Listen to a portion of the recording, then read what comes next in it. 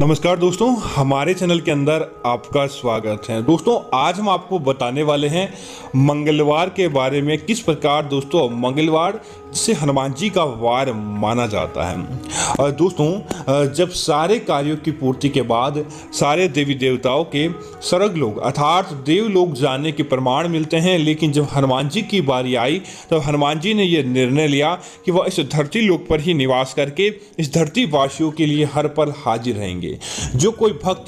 सच्ची श्रद्धा के साथ, सच्चे विश्वास के साथ हनुमान जी को याद करता है, हनुमान जी दोस्तों निश्चित तौर पर उस भक्त के लिए प्रसन्न हो जाते हैं और उसके कार्य को निपुण बनाने के अंदर अच्छा योगदान देते हैं। लेकिन दोस्तों, उसका उलट यह भी है कि हमें भी मंगलवार के दिन कुछ नियमों का पालन जरूर करना चाहिए, ताकि हनुमान जी की कृपा आपके जीवन के अंदर देखने को मिले और हनुमान जी का आशीर्वाद सदैव हमारे ऊपर बना रहे।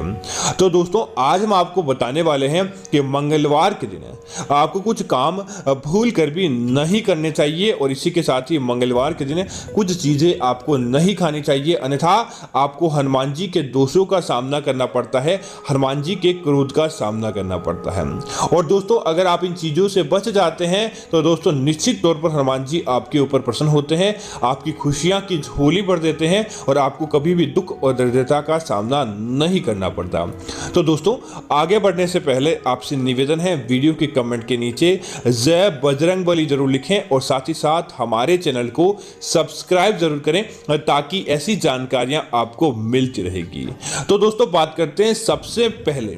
दोस्तों, हनुमान जी का वार मंगलवार सात्विकता का वार माना जाता है।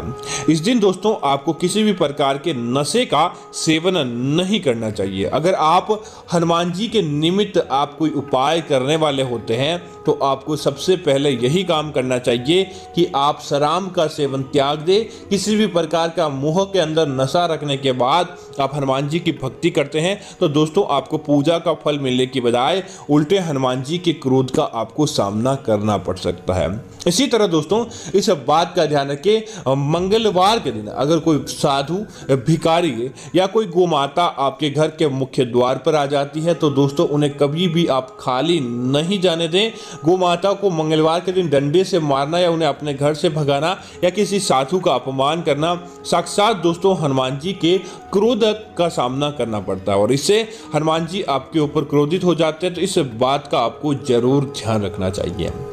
दोस्तों, अगर आपका कर्ज लंबे समय से उतर नहीं पा रहा है तो मंगलवार के दिन लाल मसूर की दाल को आप अपने ऊपर से ओसारने के बाद आप दान करें और उसके बाद हनुमान जी से कर्ज मुक्ति की प्रार्थना करते हैं तो निश्चित तौर पर दोस्तों आपका कर्ज उतर जाता है और आपको कर्ज के मामलों के अंदर सफलता प्राप्त होती है। लेकिन इसके उलट यह है कि मंगलवार के दिन आपको भूल कर भी अपने घर के अंदर लाल मसूर की दाल न तो खानी चाहिए, न ही बाजार से लेकर आनी चाहिए और न ही बनानी चाहिए, अन्यथा आपको हनुमान जी के दोष का सामना करना पड़ सकता है। हो सकता है कि आपका कर्ज उतरने की बजाय चढ़ता जाए और आपको कर्ज मुक्ति के अंदर किसी प्रकार का कोई फायदा देखने को नहीं मिले।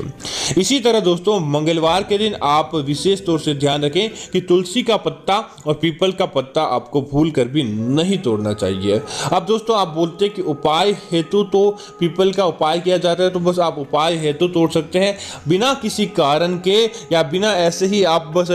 तुलसी के पेड़ पत्ते को और आप पीपल के पत्ते को नहीं तोड़े, अन्यथा हनुमान जी के दोष का आपको सामना करना पड़ सकता है। दोस्तों, महिलाओं से निवेदन है कि आप मंगलवार के दिन बिना नहाए अपने घर की रसोई घर के अंदर प्रवेश नहीं करें, और घर की रसोई घर के अंदर खुले बालों के अंदर भी अगर आप प्रवेश करते हैं और अगर आपके अन्न के अंदर एक भी बाल अगर मंगलवार के दिन अन्न के अंदर पड़ जाता है तो दोस्तों उस भोजन को राक्षस भोजन माना जाता है और हनुमान जी के क्रोध का आपको विशेष तौर से आपको सामना करना पड़ता है। इसी तरह दोस्तों, महिलाएं हो या पुरुष हो, आपको कुछ बातों का विशेष ध्यान रखना चाहिए, जैसे कि मंगलवार के दिन आपको दाढ़ी बनाने से बचना चाहिए, बाल कटवाने और नाखून कटवाने से आपको बचना चाहिए, और महिलाओं भी आप मंगलवार के दिन आप बाल धोने से बचें। अगर आप इन चीजों को मानते हैं तो दोस्तों निश्चित तौर पर हनुमान जी के साक्षात प्रेम का, हनुमान जी के साक्षात आशीर्वाद आपको देखने को मिलता है, अन्यथा उनकी नाराजगी का भी आपको सामना करना पड़ सकता है। इसी तरह दोस्तों जो भक्त हनुमान जी की सेवा करता है और इस दिन हनुमान जी के निमित्त उपाय आदि करता है, आपको मंगलवार के दिन मांस का सेवन करने से भी बचना चाहिए। अगर आप मंगलवार के दिन मांस का सेवन करते हैं तो दोस्तों देखते ही देखते दरिद्रता आपके घर के अंदर आ जाती है और दरिद्रता आपके घर के अंदर प्रवेश करने के बाद हनुमान जी के भी क्रोध का आपको सामना करना पड़ता है। इसी वजह से इस दिन आपको मांस का सेवन करने से भी बचना चाहिए। इसी तरह दोस्तों लहसुन और प्याज को तामसिक भोजन माना जाता है। अगर आप लहसुन और प्याज को खाते हैं तो उसके बाद सकारात्मकता आपके पास नहीं रहती और यह आपके अंदर ऊर्जा को बढ़ावा देती है। तो दोस्तों इस दिन आपको विशेष तौर से ध्यान रखें, जब आप मंगलवार का व्रत आदि करें या मंगलवार की पूजा पाठ करें उस समय आपको लहसुन और प्याज का सेवन नहीं करना चाहिए, क्योंकि यह हमारे जीवन के अंदर तामसिकता को बढ़ा देते हैं और साथ ही साथ आपको कई प्रकार के दोषों का भी सामना करना पड़ता है। इसी तरह दोस्तों मंगलवार के दिन आप इस बात का भी ध्यान रखें, किसी भी प्रकार का काला वस्त्र आप धारण नहीं करें। काली चीज आप बाजार से अपने घर खरीद कर लेकर नहीं आए और काली चीज न ही आपको भोजन के अंदर बनानी चाहिए, अन्यथा नकारात्मकता आपके घर के अंदर प्रवेश कर जाती है और नकारात्मकता आपके घर के अंदर दिन दूनी रात चौगुनी गति से फैलती है, जिसकी वजह से धन का आगमन आपके घर के अंदर नहीं हो पाता और आपको दरिद्रता का सामना करना पड़ता है। इसी तरह दोस्तों हनुमान जी के अगर आप पूजा करते हैं, पूजा पाठ करते हैं, तो विशेष तौर से आपको ध्यान रखना चाहिए मंगलवार के दिन जितना ज़्यादा हो सके आप छोटी कन्याओं को आप भोजन करवाएं, साधु को, ब्राह्मण को या गाय को या पशुओं को आप उनका पेट भरने का कार्य करें, दान दक्षिणा दें, आप उन्हें भोजन का प्रबंध आदि कराएं, ताकि हनुमान जी इस उपाय से विशेष प्रसन्न होते हैं और आपको उनकी कृपा देखने को मिलती है। इसी तरह दोस्तों अगर आपका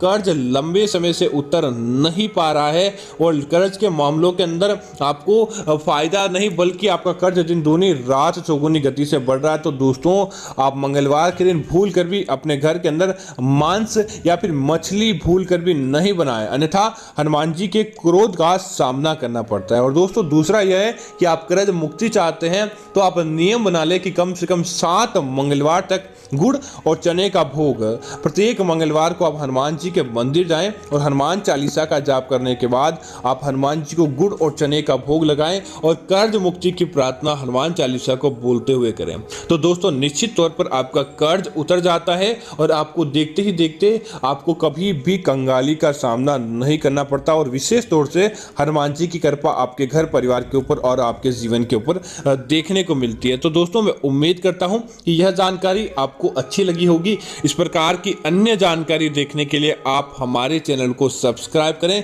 कमेंट के नीचे जय बजरंगबली जरूर लिखें और साथ ही साथ वीडियो को लाइक करते हुए चैनल को सब्सक्राइब करें। धन्यवाद मित्रों, जय श्री राम मित्रों।